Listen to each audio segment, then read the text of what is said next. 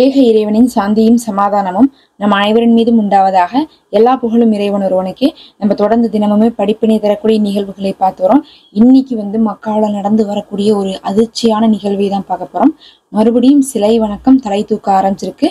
நபி ஸல்லல்லாஹு அலைஹி வஸல்லம் அவர்கள் சொன்னாங்க, மறுமையுடைய அடையாளமாக சிலை வணக்கம் மீண்டும் வரும்னு சொன்னாங்க. இப்ப அதுதான் நடந்துட்டு இருக்குது. அதுவும் மக்காலேயே நடந்துட்டு இருக்குது. முதல்ல இதை பத்தி தெரிஞ்சுக்கணும்னா, லாத், மனாத், அல் உசா அப்படின்னு சொல்லக்கூடிய 3 சிலைகளை பத்தி நீங்க தெரிஞ்சுக்கணும். இந்த 3 சிலைகள் பாத்தீங்கன்னா அப்போது காபாக்குள்ள வச்சு வழிபட்டு இருந்த சிலைகளாக இருந்துச்சு.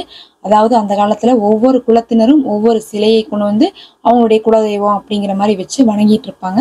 அதுல நிறைய சிலைகள் இருந்தாலும் இந்த 3 ரொம்ப பிரபலமான சிலைகள். பல குடியினர்கள் இதை பயன்படுத்திட்டு இருந்தாங்க. அதுலயும் ரொம்பவே உயர்ந்த குடியினர்கள் இதை பயன்படுத்திட்டு இருந்தாங்க.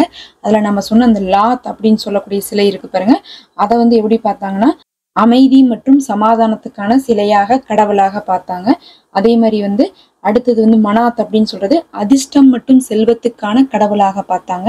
இதை பாத்தீங்கன்னா மக்கால இருக்கிறவங்களே இதை மதீனால இருக்கவங்க வணங்கி வந்தாங்க. கடைசியா அல் உசா அப்படிங்கிறது ஒரு பெண் தெய்வம்னு சொல்லுவாங்க. அதை அல்லாஹுடைய மகள்னு சொல்லி, அஸ்தோஃபுல்லா, அப்படி சொல்லி சிலை வணக்கம் செய்து வந்தாங்க. அதுவும் குறைசினரே இந்த வேலையை செஞ்சாங்க. அதாவது நபி ஸல்லல்லாஹு அலைஹி வஸல்லம் அவர்களுடைய குலத்தினரே இதை செஞ்சுட்டு இருந்தாங்க. அவங்களுடைய குடும்பத்தினர், அவங்களுடைய மூதாதையர்கள்லாம் இதை பண்ணியிருக்காங்க. இன்னும் இதை என்ன பண்ணியிருக்காங்கன்னா காபாக்குள்ள வச்சே வணங்கியிருக்காங்க. மக்காவில் இதை என்ன பண்ணியிருக்காங்க, வணங்கி வந்திருக்காங்க. இந்த 3 சிலைகளையும் அதுக்கப்புறம் ஒவ்வொரு காலகட்டத்திலையும் அழிக்கப்பட்டுச்சு. இதெல்லாம் இருக்கவே கூடாதுன்னு சொல்லிட்டு ஒட்டுமொத்தமா அழிக்கப்பட்டு இந்த 3 சிலைகளுமே என்னாச்சு, நீக்கப்பட்டுச்சு. ஆனா அதே சமயத்துல பாத்தீங்கன்னா இந்த 3 சிலைகள் மீண்டும் வணக்கத்துக்கு வரும். அப்படி வணக்கத்துக்கு வரும்போதுதான் என்ன வரும்னா மறுமை நாள் வரும்னு நபி அவர்கள் சொல்லியிருந்தாங்க.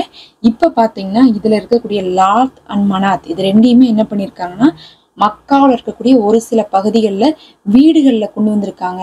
வீடுகளுக்குள்ள இதை வச்சிருக்காங்க. அதிர்ஷ்டம் தரும், நமக்கு செல்வம் தரும், நமக்கு ஒரு அமைதி தரும்னு சொல்லிட்டு ஒரு மாதிரி இந்த அதிர்ஷ்ட பொம்மையெல்லாம் வைப்பாங்கல்ல, அந்த மாதிரி என்ன பண்ணியிருக்காங்க, இந்த வாஸ்து பார்க்குற மாதிரி என்ன பண்ணியிருக்காங்க, இந்த லாத் மனாத்தி இப்போ வீடுகளுக்குள்ள கொண்டு வந்திருக்காங்க.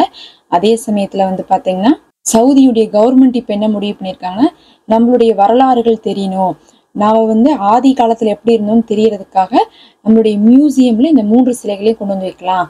வணங்குறதுக்காக கிடையாது, ஆனா பார்த்தா எல்லாரும் தெரிஞ்சுப்பாங்க நம்ம இதெல்லாம் வணங்கிட்டு இருந்தோம், அதுக்கப்புறம் தான் நம்ம இப்படி இருக்கோம்னு தெரிஞ்சுப்பாங்க அப்படிங்கிறதுக்காக இப்ப சவுதி முடிவு பண்ணியிருக்காங்க. இது நல்லதா கெட்டதான்னு கேட்டீங்கன்னா, இப்படிதான் தர்காவுடைய வழிபாடும் ஆரம்பிச்சிச்சு. தர்கா அப்படிங்கிறது ஒரு தொழுகக்கூடிய இடமா இருந்துச்சு.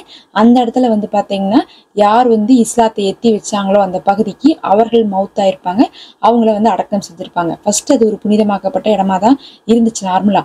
அதுக்கப்புறம் என்ன பண்ணிட்டாங்கன்னா அவங்களவே போய் வணங்குறது, அவங்கள்ட்டயே சஜ்தா செய்யறது, துவா செய்யறதெல்லாம் செஞ்சு விதகத்துடைய காரியங்களை செஞ்சு என்ன பண்ணிட்டாங்கன்னா தர்காக்களை ஹராமான இடங்களாக மாற்றிட்டாங்க. அந்த மாதிரிதான் இப்ப மியூசியம்ல இதில் கொண்டு வச்சா படிப்பறிவு உள்ளவங்க இதை பார்த்துட்டு ஆமா நம்மளுடைய காபா இப்படி இருந்துச்சு முதல்ல, இப்ப பாத்தீங்கன்னா இந்த சிலை வணக்கத்தெல்லாம் நம்ம வேற நபி அவர்களுக்கு பின்னாடி நம்ம தடுத்திருக்கோம் அப்படிங்கறது தெரிஞ்சுப்பாங்க. ஆனா படிப்பறிவு இல்லாதவங்க, பலவீனமானவங்க அதை பார்க்கும் போது என்ன பண்ணுவாங்கன்னா அதையெல்லாம் நம்மளுடைய முன்னோர்கள் செஞ்சிருக்காங்கன்னு சொல்லிட்டு வழிபட ஆரம்பிச்சிருவாங்க. அதற்கு காரணமா அது அமைஞ்சிரும்னு சொல்லிட்டு சில ஆய்வாளர்கள் சொல்றாங்க. இன்னைக்கு பாத்தீங்கன்னா சவுதியுடைய மியூசியம்ல இதெல்லாம் கொண்டு வரப்பட்டுள்ளது. ஒரு பக்கம் இது நடந்தா இன்னொரு பக்கம் பாத்தீங்கன்னா டைரல் கிளாஸ் அப்படின்னு சொல்லக்கூடிய ஒரு கோயிலை கட்டி அதுல வணக்க வழிபாடு செய்வாங்க. அப்பதான் மறுமை வரும்னு நபி அவர்கள் சொல்லியிருந்தாங்க. இன்னைக்கு அந்த கோயில் கட்டப்படுவதற்கான விஷயங்கள் உலகத்துல முடிவெடுக்கப்பட்டிருக்கு. அது எங்க இருக்குன்னு பாத்தீங்கன்னா ஏமன் நாட்டுல இருக்கு. ஏமன் நாட்டுல அங்கதான் அந்த மக்கள் கட்டுவாங்க. அங்க பாத்தீங்கன்னா ஷியா கொள்கை உள்ளவங்க தான் இருப்பாங்க. ஆனா அந்த டைரல் கிளாஸ் அப்படின்னு சொல்லக்கூடிய ஒரு கோயிலை கட்டி அங்க என்ன பண்ணுவாங்க, வணக்க வழிபாடை செய்ய ஆரம்பிச்சாங்கன்னா மறுமை வந்துடும். இதற்கு இப்போது ஏமனுடைய கவர்மெண்ட்டும் அந்த கோயிலை கட்டுறதுக்கான அனுமதியை அளிச்சிருக்காங்க. இன்னும் அந்த கோயில் கட்டக்கூடிய பணி ஆரம்பிக்கல. ஆனா பாத்தீங்கன்னா மறுமையுடைய அடையாளமாக சொல்லப்பட்ட 2 விஷயமுமே நடந்துட்டு இருக்கு. லாத், மனாத் அண்ட் உசா இது 3மே என்ன ஆயிட்டு இருக்கு, மியூசியமுக்கு வந்துட்டு இருக்கு. இன்னொரு பக்கம் பார்த்தா ஏமன்ல இந்த கோயிலை கட்டுறாங்க. கிட்டத்தட்ட நம்ம மறுமையை நோக்கி நெருங்கிட்டு இருக்கோம் அப்படிங்கிறது இதன் மூலமாகவே தெரிஞ்சுக்கலாம். அல்லாஹ் நம்மளை காப்பாற்றுவானாக. உங்களுக்கும் எனக்கும் பரிபூர்ண ஈமானையும் நம்ம சந்ததிகளுக்கும் தருவானாக. ஆமீன் யா ரப்பல் ஆலமீன். மறக்காம இந்த வீடியோக்கு ஒரு லைக் கொடுங்க, அப்பதான் மற்றவங்களுக்கு இது காட்டும். இதே மாதிரி பலனுள்ள இன்ஃபர்மேஷனுக்கு சப்ஸ்கிரைப் பண்ணிக்கோங்க. நம்ம சேனல்ல மெம்பர்ஷிப் இருக்கு, விரும்புறவங்க ஹதியாவை ஜாயின் பண்ணிக்கோங்க. அது நமக்கு ஒரு சப்போர்ட்டா இருக்கும்.